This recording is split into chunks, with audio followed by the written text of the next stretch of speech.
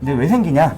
이제 다 연결되는 거예요. 심한 긴장 이제 수업 시간에 네. 너무 부끄러운 거. 사실은 부끄러울 수 있거든요. 하다 보면 괜찮은 건데 그때 선생님도 그렇고 애들도 그렇고 치욕 주는, 모욕 주는 그런 행위. 무식하죠. 우리나라의 그런 감정에 대한 인식이. 어떤 분들은 아무렇지도 않고 잘 지내다가 갑자기 그런 사건 이후로 생긴 분도 있고요. 어떤 분들은 그냥 기본적으로 성향이 좀 불안이 많고 낯설음 많고 수줍음 많은 분들이 이제 이런저런 경험들이 쌓이면서 서서히 사회불안 쪽으로 가는 경우도 있고 여러 가지 방향성이 있고요. 그 다음에 성향도 있어요. 개인의 성향. 당연히 다른 사람들이 나를 어떻게 볼까에 더 많이 신경 쓰는 성격일 때는 더 심하겠죠. 비판에 대한 과민 반응이 있거나 또 우유부단하다는 건 다른 말로 말하면 자기 확신 같은 게 없는 거기 때문에 남들 귀가 얇은 거고 남들의 평가나 이런 거에 좌지우지 되는 거고 자기 비하 열등감하고 당연히 관련되고 그 다음에 이건 좀 말씀드리고 싶은 건데 사람의 성향이라는 거는 뭐 좋은 성향이 있고 좀 안 좋은 성향이 있다. OX. 뭐 right, wrong 이런 개념일지 아니면 서로 디프런트한 개념일지. 네, 그렇죠. 그렇죠. 어떻게 생각하세요? 그건 다르지 않나요? 다르다. 그렇죠. 네. 다른 거예요.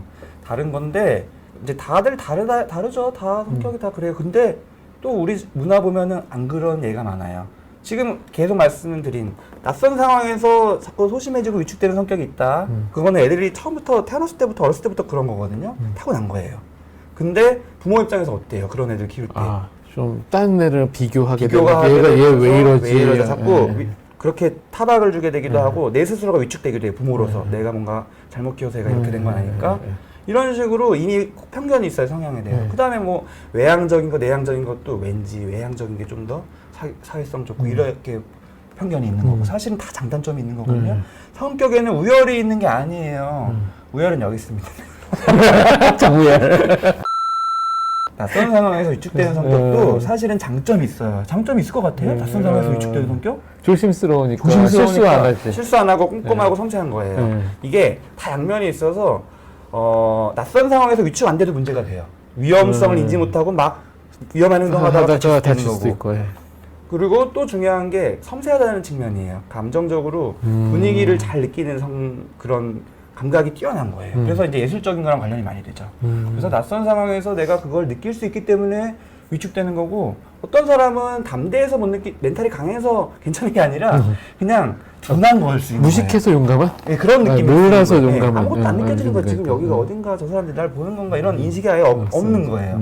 그래서 다 양면이 있는 겁니다. 그래서 이런 성격도 사실은 비난하거나 그렇게 키우면 안 되는데 또 많은 분들이 그렇게 자꾸 되죠. 그래서 어렸을 때부터 그런 게 계속 이제 나의 이런 별로인 성격으로 굳어지다가 또 이런 사건들이 마주됐을 때 부모님이 사망하거나 뭐 형제가 학대되거나 가정 어떤 이런 스트레스 상황이 또 마주쳤을 때 그 이후에 이제 사회불안 쪽으로 간다라는 그런 원인적인 부분도 있어요. 네. 부모 얘기를 제가 이제 잠깐 한 건데 부모가 진짜 중요해요. 특히 사회불안 장애는 부모의 양육이 되게 중요해요. 지금까지 말씀드린 거랑 조금 또 포인트가 다르게 어떻게 애를 키울 때 이런 쪽으로 과민해지냐 극과 극이에요. 아이가 뭔가 요구를 하고 힘든 얘기를 하고 했었을 때 무시하고 싹 무시하고 그거 별거 아닌데 뭐 대수롭지 않게 여기거나 방치하는 식으로 그런 아이의 요구나 욕구를 거절하는 식의 양육 방식 또는 너무 지나치게 과잉 그 양쪽이 다 관련이 돼요. 전자는 좀 이해가 되는데 후자가 이해가 잘 안 될 수 있어서 좀 보충 설명드리면은 과잉보호라는 게 왜 과잉보호가 되냐면요 부모가 불안하니까. 부모가 불안해. 그래서 사회불안도 많이 이렇게 전수가 돼요. 사회불안도 전수가 되고 특정 공포증, 이 정면 공포는 또 특정 공포증이거든요. 내가 여기 빨간 얼굴의 공포, 나의 빨간 얼굴의 공포스러운 건데 그것도 부모가 전수시켜줘요. 왜냐면은 뭐 이 불안이 너무 크면은 특정한 상황에서 부모가 많이 긴장하고 이런 거를 보여주는 거. 그 다음에 그것만 보여주는 게 아니라 더 큰 문제는 부모의 바람직하지 않은 대처 양식까지 전수시켜줘요. 예를 들면은 피하게 되는 거예요. 불안함을 주는 그런 사람 많은 데를 내가 불안하니까 피하고 아이들도 이렇게 온실적으로 가다 보면 아 원래 불안은 이런 식으로 대처하는 거구나 피하는 거구나 이런 게 다 맞물려서 전수가 되는 거예요. 여행도 못 다니는 거 되게 또 흔합니다. 여행이라는 거는 굉장히 위험 요소가 또 많은 게 되거든요.